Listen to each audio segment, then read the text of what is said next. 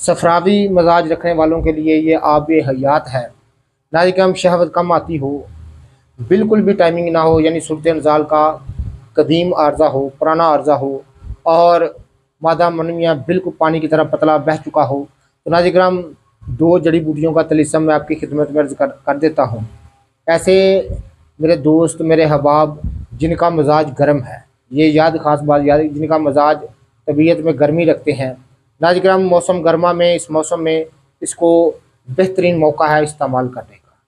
हर किस्म की सूरत अनजाल, जिनको शहवत बिल्कुल कम आती हो, ये शहवत की कमी को पूरा कर देने वाला, और नाजिकराम तमाम जिस्म की कमज़ोरी दूर करने वाला, मादा मनी को गाढ़ा करने वाला, और टाइमी को, वक़्त ख़ास को बढ़ाने वाला, और तमाम अज़ाओं को ताकत बख्शने वाला नुस्खा मैं आपकी खिदमत में अर्ज़ करने जा रहा हूँ। नाजिकराम बहुफली एक मशहूर बूटी है।